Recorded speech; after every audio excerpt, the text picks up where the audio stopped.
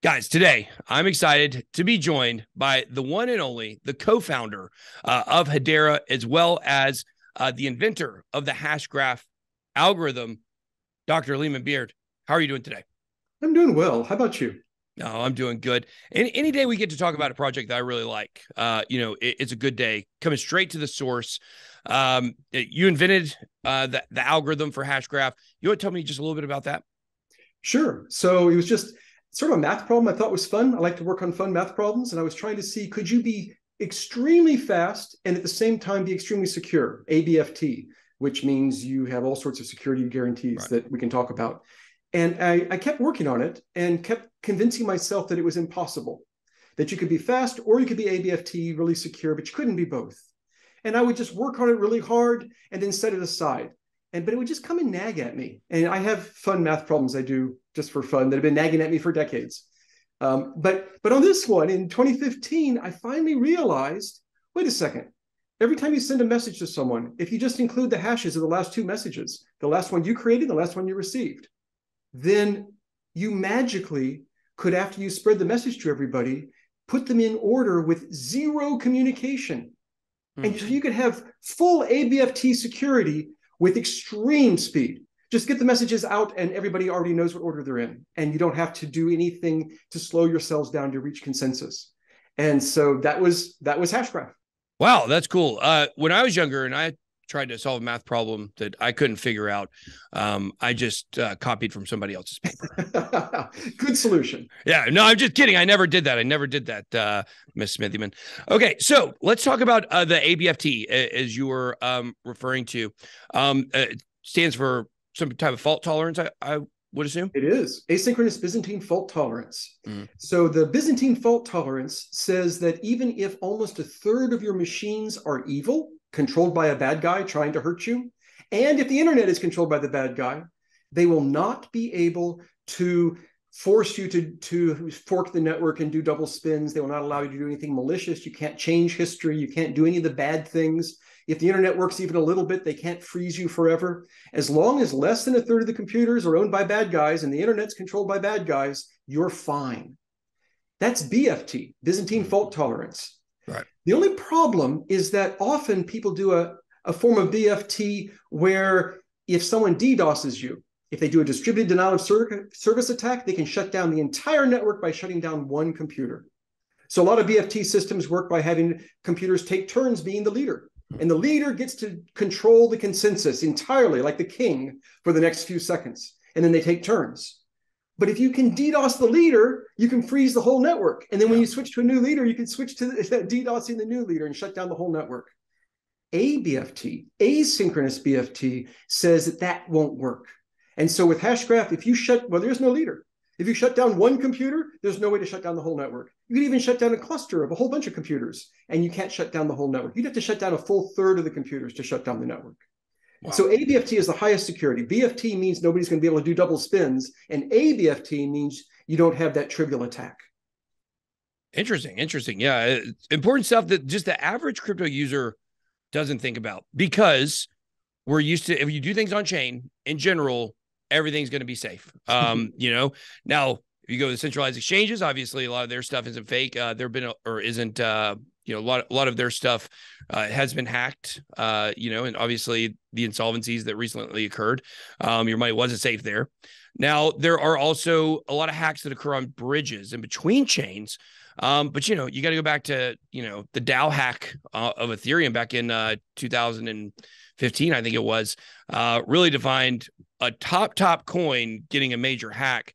And it was really just a hack of the DAO itself. But this is something that, without this underlying security for something like the Hedera network, none of this works, right? Decentralization only works if it's super secure. What do you think? Let's move on and talk a little bit about the network itself and what is being used on the network right now, right? Because everybody, what they're doing. They're throwing money at coins. They're throwing money at ticker symbols. HBAR, I like that. That sounds cool. I go to the bar. Let me invest in it. The vast majority of people putting money in, users with wallets, they really don't have a clue what's going on on the network itself, right? What separates the Hedera network from, let's say, Ethereum or let's say Cardano? So in addition to the ABFT stuff that we just talked about, which is important, and the proof of stake, it's not proof of work, it's proof of stake, which gives you really good energy. Is it a specific kind of proof of stake or just proof of stake? So it's Hashgraph proof of stake. Okay. But a report came out from UCL that looked at all the proof of stake or all the chains in general, and we were the lowest energy per transaction. We were the greenest of all the ledgers. And then we buy carbon credits to be carbon neutral, and then buy extras to be carbon negative. But we are the least amount of energy, even less than spinning a Visa credit card. When you use your Visa credit card, you're dumping 100 times as much carbon into the atmosphere than if you do a transaction on Hedera. Wow. So that's a big difference. And these other ledgers use a lot more energy. Some of the ones you just mentioned use a lot more energy, thousands of times. So we have all of those things. But I agree with you. What really matters is what is being built on this. And what we are seeing are really serious things being built on this. You have people like Aberdeen, which is one of the largest groups of investments. They are tokenizing them all and putting them on here.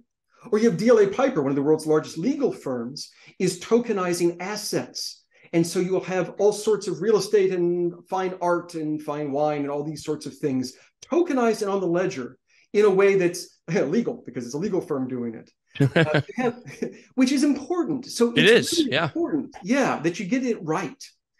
We have people like Avery Dennison. So you know that they do stickers and paper and things. They're famous for that. But they create barcodes and RFID chips that track individual objects. They have billions of objects that they are tracking through the supply chain. And the whole world is suffering right now with bad supply chain problems. For sure. And part of the solution is to manage what's going on. And you can do that by tokenizing. And so they are tokenizing on Hedera to put all of these things on Hedera. And then you can track them. And you can also do things like track, if you buy some food, where did the components get sourced? Were they ethically sourced? Was there slave labor or child labor involved? If you buy diamonds, were they ethically sourced or are they blood diamonds? These sorts of things. So these are sort of the important things that truly change the world. And this is what people are building on Hedera. Some of these big things. Now, we're also doing fun things. Ashfall is a AAA game. I can't wait. There's trailers out, but I can't wait for the actual game to drop that uses NFTs for assets in the game that you can transfer to other games. Those NFTs are on Hedera. And it's a AAA game. I'm really looking forward to Ashfall. At least the trailers look like a lot of fun. What kind of game is it? Role-playing game? I would say first-person shooter, but from their description, it sounds like they want to do that, but they also want it to be an RPC, and they also want it to be something else. And then it's also tied into all sorts of things like comic books. Yeah. And there'll be NFTs associated with comic books as well. It's a whole Ashfall ecosystem. Yeah. Well, we've been working on some comic book stuff ourselves. It's hard to get a comic book NFT correct because, on Ethereum, it's very hard because the gas fees when we made the comic book, like it was going to be one NFT, was going to be one page, but the gas fees were so insanely high that we ended up sitting on it. We got some people that might still be working on some of that stuff, but tell me about the Hedera. Would you call it the HBAR or Hedera NFT community? So the Hedera community, the people in it call themselves H-barbarians. I like it. Yeah, I like that. And also you talked about the price. Price is a huge factor here. Yeah. So if you want to transfer one of the NFTs on our ledger, it's 1/10 of a cent. Wow. And so that really is helpful. Businesses really do care about that. Maybe if you just go out and buy one NFT in your life, you don't really care if you pay a lot of money. But for a business, you really need low prices. But you need something else too. You need predictable prices. I said 1/10 of a cent. I didn't tell you how many HBARs it is. It actually uses the current price of HBAR to price it in so that it's always a consistent 1/10 of a cent. It's 1,000th of a US dollar. And you can predict it and build your company knowing what it's going to cost. It's like almost like an algorithmic gas fee. In a sense, right? It's an algorithmic gas fee. You're right. Wow. Was that terminology correct? You made it up, and I liked what you made up. Yes, I haven't heard it before. I like it. Well, the only thing I don't like is that you could say bad things about algorithmic stablecoins, so I don't want to be tarred with that brush. Yeah, well, maybe so. No. I don't think algorithmic stablecoins are going to be doing too well for a while. The U.S. government says they may ban them for 2 years, which I don't think is honestly a bad idea, because there aren't going to be any working ones in 2 years anyways. Like obviously we've got to, rebuild and tear down and do that again. So let's talk about one of the things that I remember about Hedera from early on was it launched, and I think there was a Google partnership in the beginning. Is that correct? Like you guys had a lot of partnerships, and I remember I think you guys you work with the Texas Blockchain Council as well, I believe. Oh, yeah, that too. Yeah. So that stuff I remember from back in the day. Oh, yeah. So tell us about, we worked with the Texas Blockchain Council a little bit in some roundabout ways through the Texas State House, but tell us about your partnerships. Why should people be excited about what's going on off chain with Hedera? Yeah. So those things are continuing. You talked about things that happened a long time ago. They are continuing. These aren't flash in a pan things. The Texas Blockchain Council, I find very exciting. They're doing all sorts of things. They're trying to make Texas a leader among the states when it comes to blockchain. So they're doing very cool things. And we have some involvement with that. Mance is more involved than I am with that. Yeah. But then you have Google. And Google is a partner, but they're not just a partner. So the way we work, we have really good governance. The way governance works is there are 27 different companies that each own 1/27th of Hedera. And when it comes to making decisions about the code base and the features and the prices. And Google's one of them. So Google is a council member. And that doesn't mean an advisor. It doesn't mean a partner. It means they're a part owner. And we have a very diverse council. They are spread across different continents. They're in different industries. We have some of the top 10 universities in the world on our council, 3 universities. We've got people in different industries. So we have legal, and we have banking, and we have payment systems, and we have telecommunications, and we have all sorts of different things in different industries. And they even have time limits. And so when we get to the full 39, you have only 2 terms you're allowed to serve of 3 years each. And then after that, they have to leave. And then somebody else comes in. So this is how the governance is done. Now we're in the process of letting lots of people run nodes, but the governance will remain this way. And this is very decentralized. Now you could say other ledgers, hey, we're decentralized. We'll let anybody with a coin vote. Yeah. Yes, but then you find that just a handful of whales end up dominating. Or they say, well, we'll let anybody do it. It's up to the people running the code, but then you end up with a handful of developers that end up really running it. What we have here is transparency. So there's no one talking behind closed doors about how it works. It's actually transparent. We publish the minutes of when the council are discussing things. It kind of reminds me of what was it called at first? The Facebook coin, Libra at first, right? Now it's Diem. It sounds like kind of what they were doing with the council, right? They had a council over in Switzerland. Have you seen that? Is it kind of a similar model? When they came out with that, with Diem at the very beginning, we had a full page ad in the New York Times, I think it was, or the Wall Street Journal maybe, that said, thank you. Plagiary is the sincerest form of flattery. Yeah. Oh, wow. Okay. And we appreciate you copying our business model. I feel like I remember that maybe now that you're saying it. Yeah. Yeah. What it turned out, though, in retrospect, we found out that they weren't actually governing the way we were governing, and Facebook was going to use a coin that wasn't actually part of their network. It was going to be something separate. There was all sorts of crazy stuff. But at least on the surface, it sounded like they were doing it the way we were doing it, which is really the right way to do it. And we thank them for the compliment. Yeah, that's hilarious. Obviously it didn't work. They never got approved, but you were continuing on. Yes. I think you were still going to make a point. I think I interrupted you there. Oh yeah, I was just saying if they had plagiarized us better, more closely, it would have worked better. But they didn't plagiarize enough. They should have plagiarized more. Yeah. So this council, I like the idea of it. Obviously, there's some centralized companies on it, which it is what it is. I mean, there's no such thing as a decentralized company, really. But there's 27 of them. There's 27. So Hedera isn't centralized.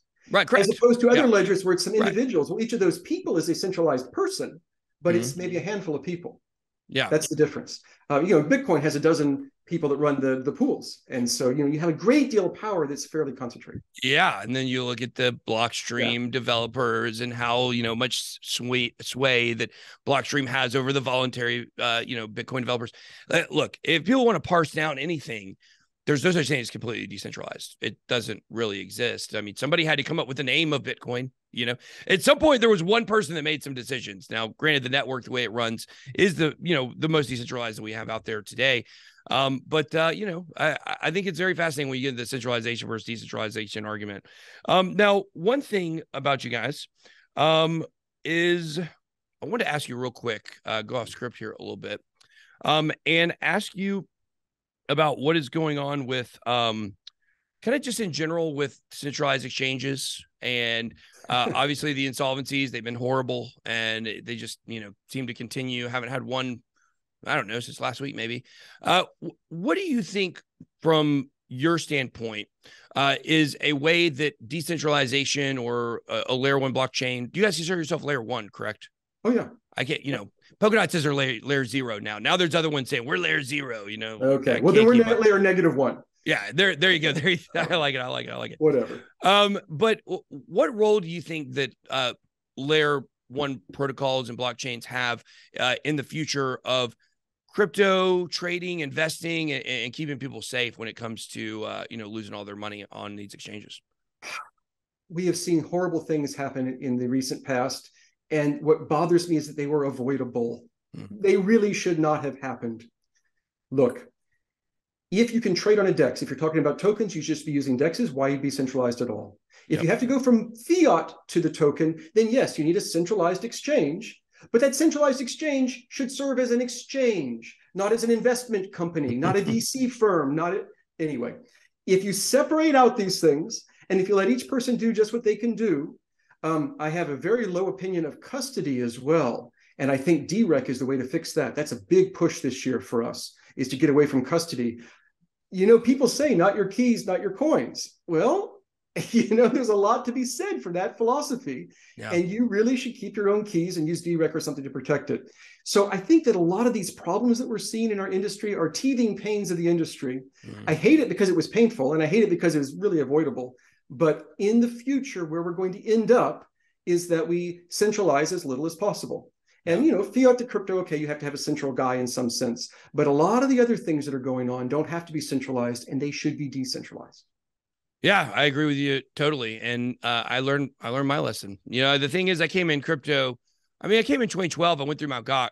So you think I would take the hint, but I disappeared for a few years. I thought Bitcoin was over after Mt. Gox, went down. And so 2017, I come back in like, full head of steam, ready to get all in this. And since then, with the exception of very small exchanges, we haven't had any major insolvencies or hacks. Had the BitGrail hack, back in the day with Ray Blocks or Nano, whatever you want to call it. But because I had so much time under my belt, seeing that, all these exchanges are fine, I got too comfortable. And even though I knew you were supposed to custody, we left all as my business here, we use Celsius like it was a bank account.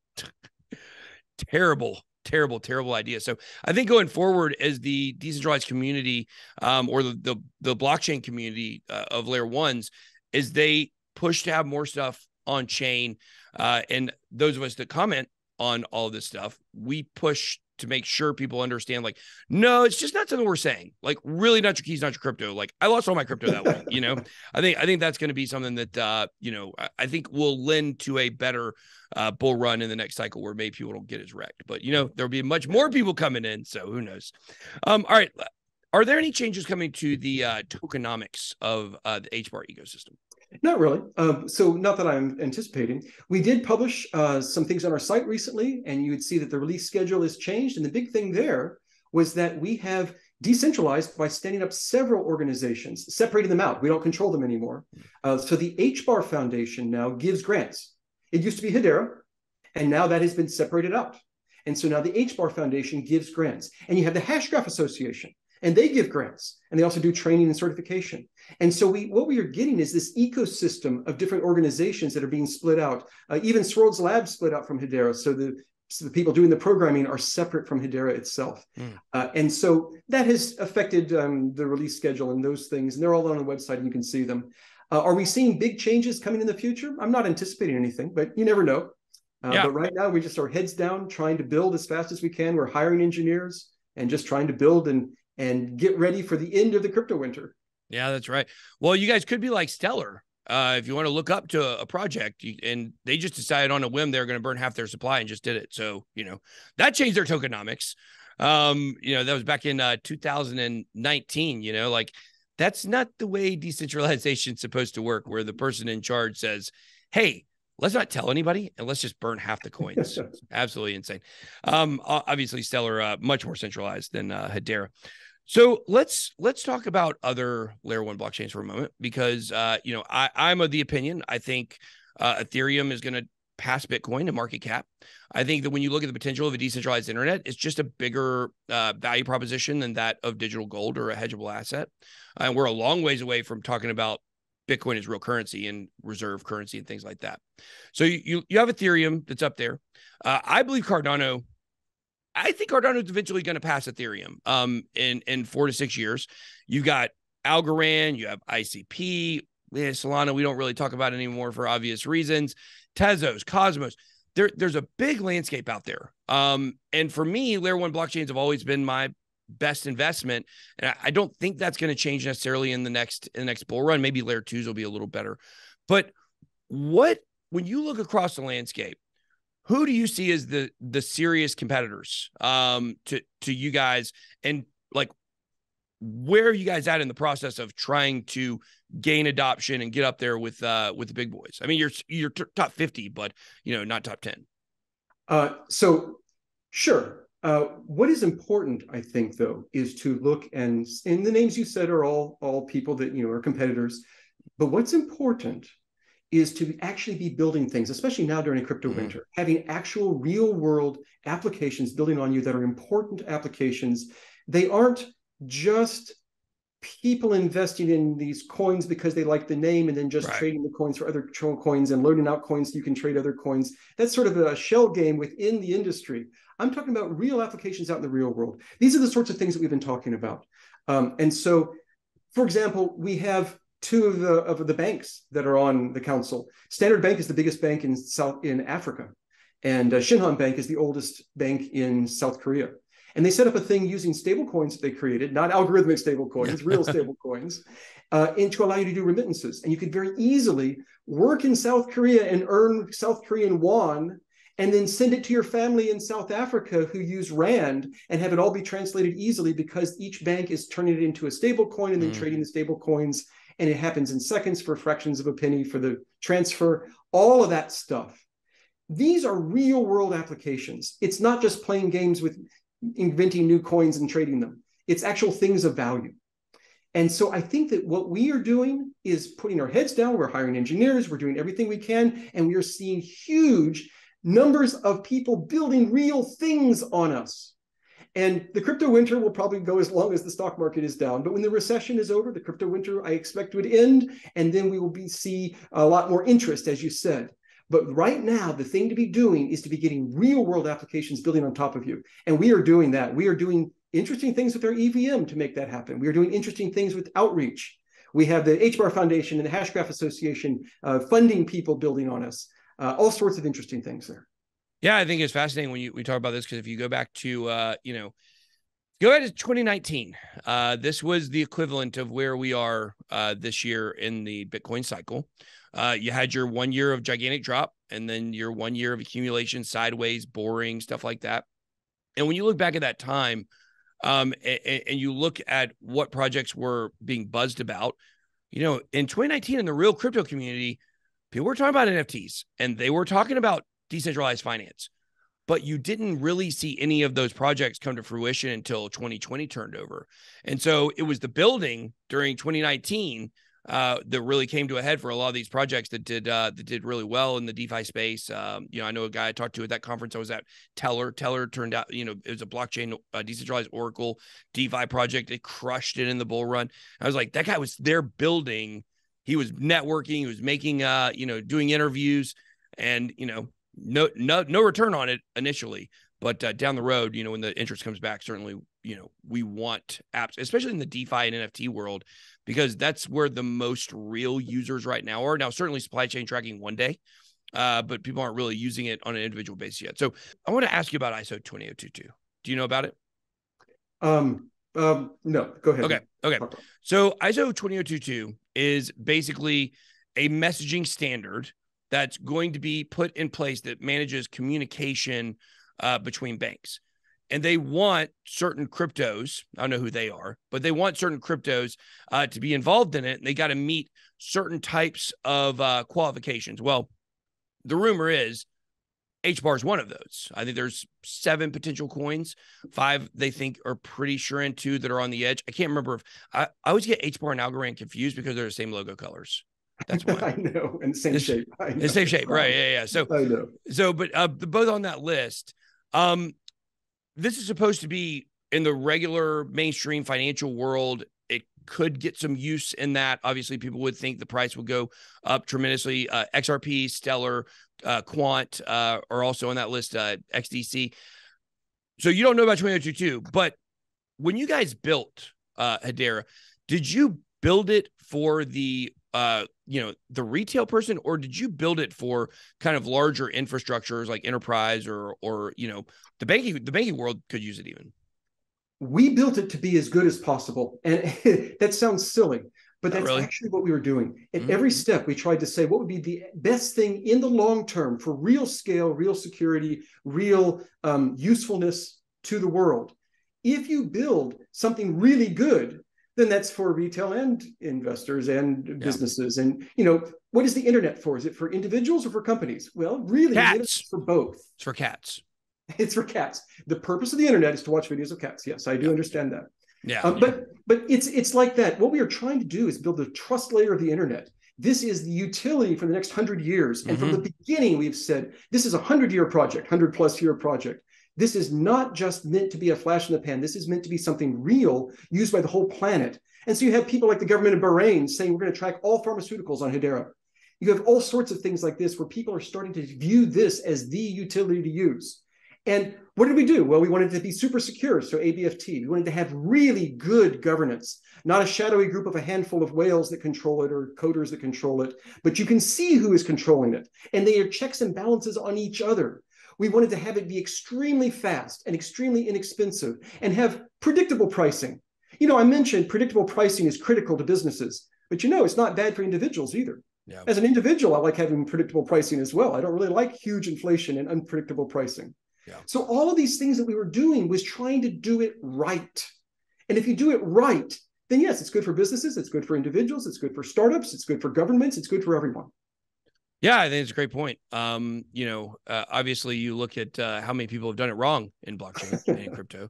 So the list far outnumbers those that have done it right. And, so from the time you guys launched, I mean, it's been a slow and steady race. I think you guys launched with quite a bit of hype. I think there was a big drop off in the price right after it launched. And then, you guys got to work building out those partnerships with Google and some of those other ones. So I'm excited to see, where things go for you guys. I'm a big fan, big supporter. It's one of my top projects. It's in my Twitter bio, I think. But love that HBAR Barian community. They're awesome. Now, last question as we go here. 2022 was a really hard year for a lot of us, almost everyone in crypto. It was a really hard year for it, except for maybe Sam Bankman-Fried, because he was taking all your money, and man, he's chilling at his parents' house back in San Francisco. Had a great year. But from your perspective, what is the greatest lesson that Hedera, or you personally, or the overlap thereof, learned in last year? What we saw was a verification of what is important is the fundamentals. It is so easy to get caught up in a hype cycle and get interested in the fad of the week. What is important is the fundamental underlying things. And we said this from the beginning. We're building a 100-year project. We want to be doing things the right way. And just in 2022, we saw that emphasized again. And in 2023, we're seeing it emphasized again. When things are going great, that's wonderful, but don't get distracted by it. When everything seems to be falling apart, that's terrible, but don't get distracted by it. Keep focused on the goal. You are building something of value for the entire planet to be using. And that is what we've been doing. And we keep growing. And that's what we're focused on. Man, that gets me fired up. That's what I like to look at things through that lens. We're doing something bigger than just making money on the internet. We're changing things. I think it's always hilarious when I hear people say that crypto is like the Wild Wild West. We're going to look back in 100 years from now and realize the internet was still in the Wild Wild West during this time. And it's actually blockchain is the sheriff that came to put it in check. That's the way I look at it. So, but Yeah, very excited to see where HBAR goes. Love to have you on the channel, in the future again. And, everybody go check out HBAR. You guys can, we'll put the socials down below. Thanks for joining us. All right. Well, thanks a lot. I enjoyed it. Thanks. Absolutely.